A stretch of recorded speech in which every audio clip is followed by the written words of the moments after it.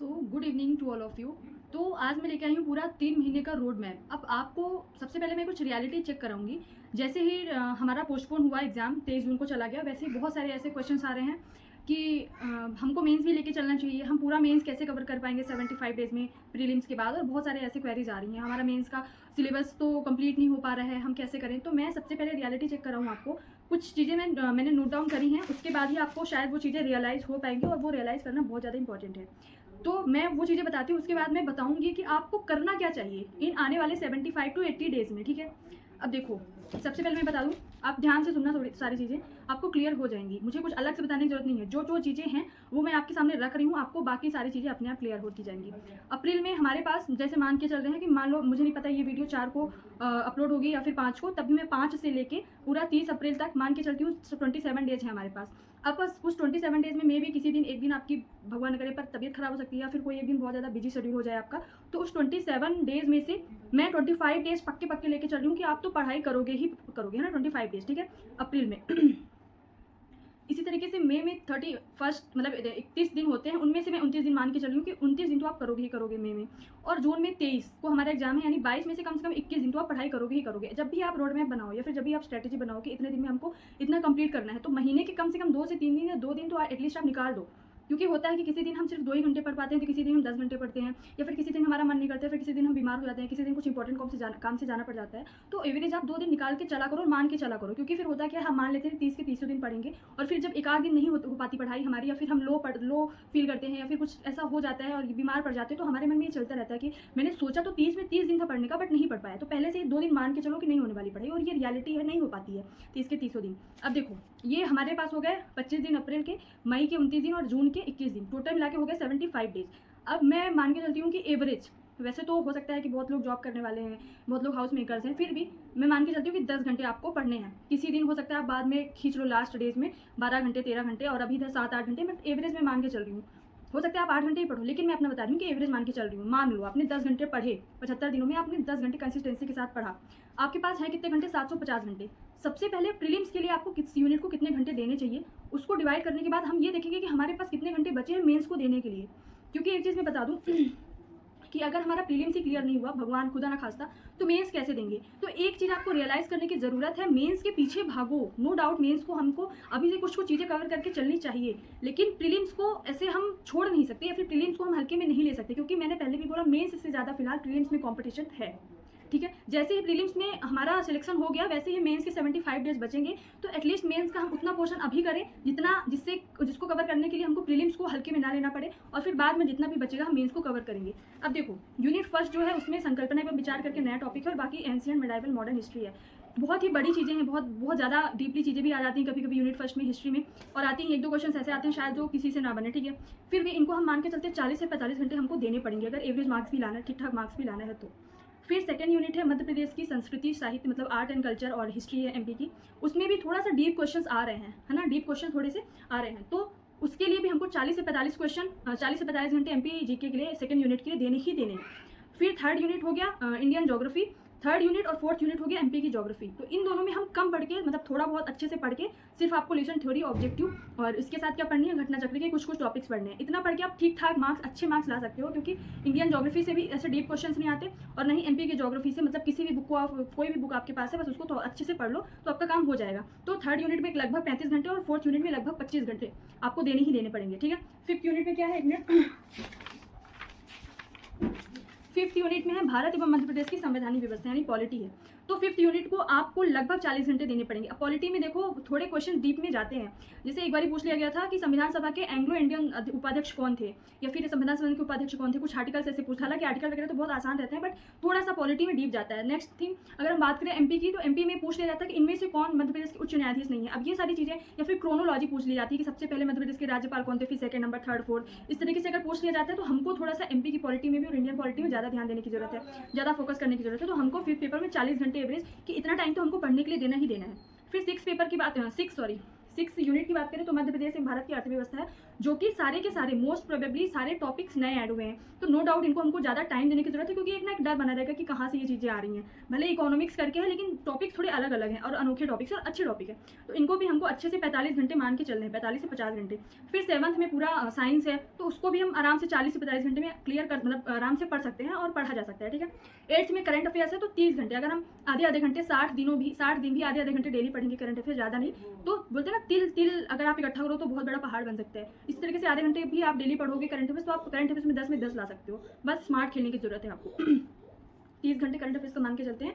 और यूनिट 9 जो ICT है ना, तो उसको हम आराम से 40 घंटे देके या फिर 40 से 42 घंटे देके आराम से यूनिट 9 क्लियर कर सकते, 9 पढ़ सकते हैं। और यूनिट 10 नई हमारी जो मध्य प्रदेश की जनजातीय संस्कृति, और उसमें पक्के से है कुछ ना कुछ डीप क्वेश्चंस आने वाले हैं, तो हमको इस तरीके से रेडी भी करना पड़ेगा। मैंने निर्माण की बुक रिकमेंड करी है, तो उसमें बहुत सारे डीपली सारे फैक्ट्स कवर किए गए हैं, बहुत ज़्यादा याद करने वाले फैक्ट्स हैं, हमको एकदम फैक्ट रटने वाली चीज़ें हैं यूनिट 10 में, है ना। मोस्टली सब चीज़ें ही रटनी है, तो उसके लिए हमको ज़्यादा टाइम देना पड़ेगा रटने के लिए, तो उसमें हम 45 से 50 घंटे मान के चलते हैं। इस तरीके से मैंने जब देखा कि सभी यूनिट्स को अगर हम इतने घंटे में इस यूनिट को कंप्लीट करते हैं, इतने घंटे में इस यूनिट को कंप्लीट करते हैं, तो लगभग 390 घंटे हो रहे हैं। अब देखो, प्रीलिम्स को या फिर कोई भी एग्जाम को क्रैक करने का सबसे बेस्ट तरीका क्या होता है कि जितना पढ़ाई करो उसका आधा टाइम आप रिवीजन में लगाओ। अब 390 घंटे में हमने पढ़ाई किया अच्छे से, ठीक है, उसका आधा होता है 195, यानी कि 195 घंटे हमको रिवीजन को भी देना पड़ेगा। तो 390 पढ़ाई और 195 घंटे उसका रिवीजन, जितना हमने पढ़ाई पूरे के पूरे 10 यूनिट का 585 हो गया, ठीक है। अब साथ में क्या करना है आपको, कुछ 585 के बाद कम से कम 50 से 60 घंटे ऐसे होने चाहिए जिसमें हम प्रैक्टिस करें। अब प्रैक्टिस भी 2 प्रकार की होती हैं। पहली प्रैक्टिस लाइक हमने हड़प्पा सभ्यता ल्यूसन थ्योरी से पढ़ा या फिर किसी भी बुक से पढ़ा, फिर उसकी ऑब्जेक्टिव हम किसी भी बुक से लगा लिए, तो अरिहंत हो गया, फिर ल्यूसन थ्योरी हो गया, ये प्रैक्टिस हो गई, ये अलग कि तुरंत थ्योरी पढ़ो, उसकी प्रैक्टिस करते जाओ। सेकंड प्रैक्टिस होती है जो मोस्ट इंपॉर्टेंट है, मॉक टेस्ट। मॉक टेस्ट लगाना बहुत ज़्यादा इंपॉर्टेंट है। पहली बात तो मैं बता दूं कि रियलिटी है ये कि MPPSC में जितने भी कोचिंग या फिर जो भी मॉक टेस्ट बना रहे हैं, वो जिस तरीके से आयोग पैटर्न अपना रहा है, वो उस तरीके से क्वेश्चन बनाने की कोशिश ही नहीं कर रहे हैं, या फिर ये दिखाने की कोशिश कर रहे हैं कि हमारे क्वेश्चन बहुत हाई लेवल के हैं, सारे लोग इसको सॉल्व नहीं कर पाते, जिससे बच्चा होता है कि डिमोटिवेट हो जाता है। तो अभी आप मॉक टेस्ट मत लगाओ, थोड़ा सा रुक जाओ, 15 से 20 दिनों बाद शायद अच्छा कोई मॉक टेस्ट आ जाए। फिर आप जैसे मैंने रिकमेंड किया था कि ये तो आप टेक्स्ट बुक की लगा लो या फिर रक्षा अकेडमी की लगा लो। मुझे बहुत सारे लोगों ने बोला, चूंकि मेरा जो मेंटरशिप प्रोग्राम है उसमें मैंने 6 दिन पूरा टारगेट दिया कि इतने चीज़ें करनी है। उसके बाद मैंने अभी कल ही टेस्ट लिया, 80 क्वेश्चन बनाए थे और उन 80 क्वेश्चन को बनाने में मुझे 2 घंटे से ज़्यादा लगे। तो जब टाइम लेके मैंने मॉक टेस्ट बनाया और जिस तरीके से मैं चाहती हूँ कि पेपर बने या फिर जिस तरीके से आयोग बना रहा है, कुछ ईजी क्वेश्चन, कुछ बीच के मॉडरेट क्वेश्चन और कुछ थोड़े बहुत टफ क्वेश्चन जो शायद थोड़े जो बहुत अच्छे पढ़ने में है या फिर जो बहुत ज़्यादा अच्छे से कवर कर रहे हैं उन्हीं को आए। इस तरीके से मैंने जब बनाया टेस्ट तो लोगों को बहुत पसंद आया। तो उन्होंने पहले बोला कि मैम आप हो सके तो एक मॉक टेस्ट भी लॉन्च कर दो। प्रॉब्लम ये है कि मेरे पास इतना टाइम नहीं है कि मैं, क्योंकि अगर 100 क्वेश्चन मैं बनाऊंगी फुल लेंथ टेस्ट के तो हो सकता है मुझे 3 से 4 घंटे लगे, पर मैं कोशिश करूंगी। अभी मैं कोई हिसाब से प्रॉमिस नहीं कर सकती हूँ, अगर मैं लॉन्च करना होगा तो उसके लगभग 10 से 15 दिन पहले या फिर 1 हफ्ते पहले आपको बता दूंगी। बट अभी ऐसा कुछ नहीं है। बट आपको मॉक टेस्ट वही चूज करना है, चाहे मेरी हो चाहे किसी की भी हो, चाहे किसी भी कोचिंग की हो, कि वो आयोग के पैटर्न को थोड़ा बहुत भी अपना पा रहे हैं कि नहीं। ऐसा नहीं कि आउट ऑफ बॉक्स 30 क्वेश्चन आ जाए या फिर ऐसे क्वेश्चन आ जाए जो हमने कभी सुना ही नहीं है, 30 क्वेश्चन ऐसे आ जाए। आयोग भी ऐसे 5 से 6 क्वेश्चन देता है जो हमने कभी नहीं सुना, जिसका आंसर गूगल भी नहीं कर सकता, जिसका आंसर किसी कोचिंग के टीचर भी या कोई कोचिंग भी नहीं कर सकती है। होता क्या है कि जब हम 750 जो 750 घंटे हमारे पास, उनको हम 10 के 10 यूनिट जो प्रीलिम्स के हैं उनको पढ़ने और रिवीजन करने में हमारे घंटे कितने जा रहे हैं, 585 घंटे।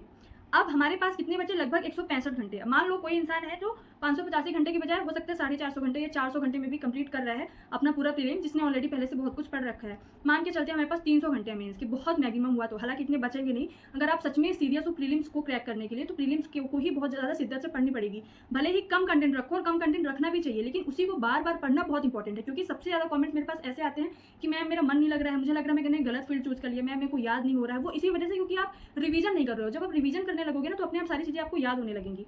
तो देखो मैं मान के चलती 200 घंटे आपके पास हैं। अब करना क्या चाहिए वो मैं बता रही हूँ कि आपको मेंस को लेके तो चलना है, लेकिन क्या लेके चलना चाहिए। आखिर मेंस का ऐसा कौन से टॉपिक है, कौन से पेपर को लेके चलना चाहिए जिसमें हम आराम से मिनिमम आउटपुट देखिए, मैक्सिमम हम अभी से क्लियर कर ले, अभी से कवर कर ले। सबसे पहले मैं पेपर 5 जो मैंने मेंटरशिप प्रोग्राम शुरू किया उसमें मैं मेंस की टारगेट देती हूँ। उसमें मैंने सबसे पहले उनको यही बताया कि आप हिंदी सबसे पहले करो। तो आपको पेपर 5 डेली आधे घंटे अभी से करना चाहिए।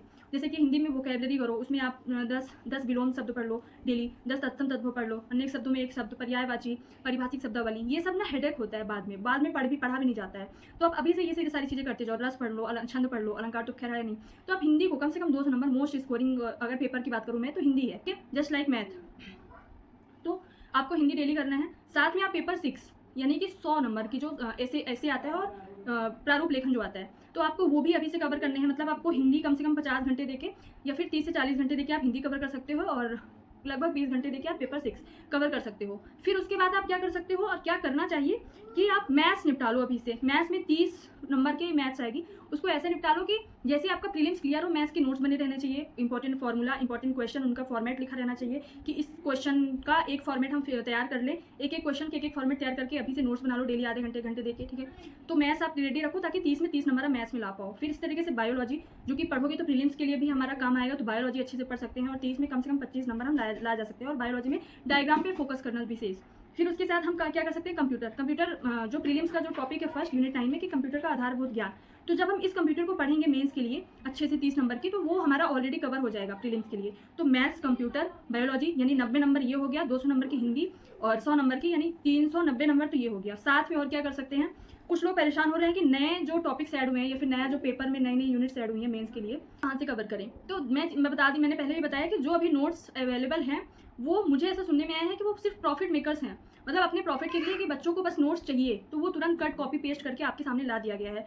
पर आप जाके एक बार देख लो, मैं नाम नहीं लूँगी, पर आप जाके एक बार मार्केट में देख लो कि मेंस के जो नोट्स हैं क्या वो पढ़ने लायक हैं या फिर क्या उनकी लैंग्वेज आपको समझ आ रही है, क्या उस हद तक नोट्स बनाए गए हैं कि सारी डायमेंशन सारी चीज़ें आपको क्लियर करके दे सके वो नोट्स। अगर हैं तो आप नए, जैसे कि पेपर 4 का जो सेकंड पार्ट है उद्यमिता करके और बिजनेस करके जो भी जितने भी यूनिट्स हैं 5 यूनिट्स, उनके अगर नोट्स आ गए हैं तो सिर्फ उसको पढ़ो आप, है ना, 5 यूनिट निपटाओ। या फिर आप क्या कर सकते हो कि पेपर 1 का पार्ट 1 जो है हिस्ट्री वाला पोर्सन वो कॉमन है, प्री और मेंस में भी कॉमन है, साथ में ओल्ड सिलेबस से मैच करते हुए, तो आप उसको निपटाओ। इतना कम से कम आप 500 नंबर का इतना करोगे तो आप 500 नंबर आप निपटा सकते हो। अब देखो मैंने क्या बनाया है, 3 महीने का जो रोड मैप है। एक मिनट, मैं मान के चलती हूँ कि 5 अप्रैल से आप लोग पढ़ोगे, ठीक है। 5 अप्रैल से 5 मई तक का 1 महीने का मैंने क्या बनाया है, टारगेट बनाया है आप लोगों के लिए। इस तरीके से आपको सोच विचार के चलना चाहिए। आपका सबसे पहले टारगेट फर्स्ट मंथ में 5 अप्रैल से 5 मई तक के महीने में आपका टारगेट होना चाहिए कि कम से कम 4 यूनिट आपकी ऐसी होनी चाहिए, कंप्लीट होनी चाहिए कि उनमें से कोई क्वेश्चन आ जाए तो मैं आउट ऑफ 40 35 प्लस ही सही करूँगा या करूँगी। तो उन 4 यूनिट्स में अब कौन कौन इनको प्रायोरिटी देगी, सबसे पहले कौन कौन सी यूनिट्स को कवर किए जाने चाहिए। तो यूनिट 2 और यूनिट 10 साथ में लेके पैरेलल लेके चलना है। क्यों? क्योंकि जनजातीय वगैरह यूनिट 2 में भी है, संस्कृति वगैरह, और यूनिट 10 में पूरी जनजाति संस्कृति पूरी जनजातियाँ हैं। तो यूनिट 2 को लेकर चलना है यानी मध्य प्रदेश का इतिहास, साहित्य और संस्कृति। और यूनिट 10 दोनों एमपी के हैं और दोनों ही डीप क्वेश्चंस आने वाले हैं और आएंगे। लेकिन अगर हमने अच्छे से पढ़ा, एक ही बुक को खगाल दिया, बार बार पढ़ा, अच्छे से पढ़ा और बहुत सारे प्रैक्टिसेस की, तो आराम से हम अच्छे नंबर ला सकते हैं। तो इनको पहले लेके चलो, पहले ये दोनों हो गए। फिर यूनिट फर्स्ट को लेके चलो, क्योंकि हमको पता है कि हमारा सिलेबस जा किधर रहा है, आयोग का झुकाव किधर जा रहा है कि मध्य प्रदेश का संस्कृति की तरफ, भारत की संस्कृति की तरफ, हमारी प्राचीन संस्कृति की तरफ। तो यूनिट 1 को प्रायोरिटी पे रखना जरूरी है। तो यूनिट 1 हो गया, यूनिट 2 हो गया, यूनिट 10 हो गया। इसी तरीके से करंट अफेयर्स आपको डेली चलाना है, ठीक है। तो ये कम से कम 4 यूनिट, या फिर इसके साथ आप एक और कोई यूनिट ले लो, या फिर पॉलिटी ले लो, या कोई 7 ले लो यूनिट। तो कम से कम 4 यूनिट और एक करंट अफेयर्स, 4 यूनिट आपको 1 महीने में कवर करना है। बहुत ज़्यादा नहीं है। मान लो आप 7 घंटे पढ़ते हो, 1.5 घंटे एक यूनिट को ठीक डेली, 1.5 घंटे एक यूनिट को 3 हो गया। फिर यानी 1.5 घंटे अगर आप चारों यूनिट को दोगे तो आपके पास कितने घंटे हो गए, 6 घंटे ये हो गए। और आधे घंटे आपको करंट अफेयर 6.5 घंटे, और आधे घंटे आप प्रैक्टिस वगैरह कर लो। 3 घंटे आप मेंस को दे दो। अब मेंस में क्या क्या लेके चलना चाहिए, मेंस में आप आधे घंटे हिंदी लेके चलो, फिर आधे घंटे या 1 घंटे आप फिजिक्स, बायो और मैथ्स को लेके चल सकते हो, है ना। अपने आप मतलब अपने 3 घंटे को डिवाइड कर लो। अभी मैं कहूँगी कि 3 घंटे से ज़्यादा वही कवर करें मेंस को जो ऑलरेडी प्रीलिम्स का पेपर अभी दें, तो उनके 60 प्लस मार्क्स बन रहे हैं या फिर 65 प्लस मार्क्स बन रहे हैं। प्रीलिम्स को हल्के में नहीं लेना है। अगर हमने कितना भी मेंस तैयार कर लिया, अगर प्रीलिम्स ही तैयार नहीं है, नहीं दे पाएंगे, मतलब प्रीलिम्स देंगे और क्लियर नहीं कर पाएंगे, तो फिर मेंस में कोई मतलब नहीं है ना, कितना भी हमारा रेडी रहे। तो मैं इसलिए रियलिटी चेक करा रही हूँ। फिर नेक्स्ट मंथ हम क्या करेंगे, 8 मई से 8 जून 5 मई तक मैंने बताया, 5 अप्रैल से 5 मई 4 यूनिट्स को हमको पक्का करना है। धीरे धीरे ही चलो, स्टेप बाय स्टेप चलो। आपको सब कुछ एक साथ कवर नहीं करना है और ना ही 1 महीने में सारी चीज़ें कवर कर सकती है। प्रॉब्लम यही होती है जब हम पैनिक करते हैं कि सारी चीज़ें एक साथ कवर कर लें। तो 1 महीने में छोटा टारगेट बनाओ, 4 यूनिट बहुत होता है, 40 नंबर आपको कवर करना है, साथ में मेंस की कुछ चीज़ें कवर करनी है। फिर नेक्स्ट मंथ 8 मई से 8 जून, उसमें फिर नेक्स्ट 4 यूनिट, उसमें इंडियन ज्योग्राफी और एमपी की ज्योग्राफी, इनको पहला लेके चलो, क्योंकि जब हम पहाड़ पढ़ेंगे तो साथ में एमपी का पढ़ लेंगे, जब नदियाँ पढ़ेंगे इंडियन तो हम साथ में एमपी का पढ़ लेंगे। तो यूनिट 3 और यूनिट 4 आपको साथ में लेके चलनी है, और इधर यूनिट 9 और यूनिट 7 और जो भी बच रहा है उसको थोड़ा बहुत लेके चलो, ठीक है। और साथ में करंट अफेयर तो चलेगा ही, मेंस लेके चलो। फिर लास्ट में इधर 9 जून से 20 जून आपको इधर करना क्या है कि अब मेंस कुछ नहीं पढ़ना है, बिल्कुल छोड़ देना है। या फिर मैं बोलूँगी कि आपको 30-31 मई तक ही मेंस पढ़ो, उसके बाद आप छोड़ दो, पूरा मेंस छोड़ दो, बिल्कुल सिर्फ प्रीलिम्स पढ़ो। 9 जून से 20 जून में आपके जो यूनिट्स बहुत वीक है, अब यहाँ से आपको करना क्या है कि मॉक टेस्ट लगाना शुरू करो। प्रैक्टिसेस करना शुरू करो। यहाँ पे आपको अपनी कमजोरियाँ देखनी है कि कौन से पोर्शन या कौन से टॉपिक्स में या फिर कौन सी यूनिट में मैं वीक परफॉर्म कर रहा हूँ और कौन मेरी स्ट्रेंथ है। जब आप मॉक टेस्ट दोगे या लेकिन किसी अच्छे लेवल का जिसने अच्छे से बनाया है, वास्तव में आयोग के पैटर्न को अपनाने की कोशिश की है, उनके मॉक टेस्ट जब आप सॉल्व करोगे तो आपको पता चल जाएगा कि कौन कौन से आपके वीक पोर्शन है। उन पर आप काम करो 9 जून से 20 जून, ठीक है। रिवीजन करो, टेस्ट दो, रिवीजन करो, टेस्ट दो, रिवीजन करो, ये आपका काम होना चाहिए। और जहाँ पे आपका लग रहा है कि ये पोर्शन आपका कंप्लीट नहीं है तो उनको कंप्लीट करो। लास्ट में क्या बचेगा, 21 और 22 जून सिर्फ प्रैक्टिस करनी है और रिवीजन करना है। ज़्यादा इतना हो जाए 2 दिन खूब रिवीजन, नया कुछ नहीं पढ़ना है। इवन मैं बोलूँगी कि 15 जून के बाद आपको नया पढ़ना ही नहीं है, सिर्फ रिवीजन प्रैक्टिस, रिवीजन प्रैक्टिस। तो इस तरीके से अगर आप लोग अच्छे से चले, थोड़ी थोड़ी चीज़ें एक महीने का प्लान बना के कि 1 महीने में हम 4 यूनिट्स को कंप्लीट करेंगे। अब देखो टाइम टेबल में बता रही हूँ कि इस तरीके से आप सेट कर सकते हो। सुबह टाइम आप MP हिस्ट्री पढ़ सकते हो या फिर हिस्ट्री वाले पोर्शंस पढ़ सकते हो, क्योंकि बहुत ज़्यादा रिकॉल करना उनको टफ होता है। हिस्ट्री ऐसी चीज़ होती है, मतलब ऐसा सब्जेक्ट होता है जो बहुत बोरिंग होता है लोगों के लिए। तो आप सुबह ऐसे, अगर किसी के लिए साइंस टफ है तो आप सुबह वाला जो स्लॉट है वो साइंस के लिए, किसी के लिए हिस्ट्री टफ है तो जो चीज़ें टफ है वो आप सुबह पढ़ो। सबसे पहले तो आधे घंटे आप करंट अफेयर्स से शुरू करो। जब आप करंट अफेयर्स पढ़ोगे ना तो 2 चीज़ें आएंगी। एक तो ये कि करंट अफेयर्स आसान होती है और जब आसान से शुरुआत होती है तो आपका पूरा दिन अच्छा जाएगा। दूसरी बात ये कि आपको लगेगा कि चलो 1 यूनिट का मैंने 1 दिन का आधे घंटे मैंने कर दिया है, 1 यूनिट तो खत्म 1 दिन का, ठीक है। तो आप करंट अफेयर्स आधे घंटे पढ़ो। उसके बाद फिर जब नेक्स्ट स्लॉट चूज करो तो वो चूज करो जो आपको टफ लग रहा है, क्योंकि सुबह हमारा माइंड एकदम रिलैक्स होता है।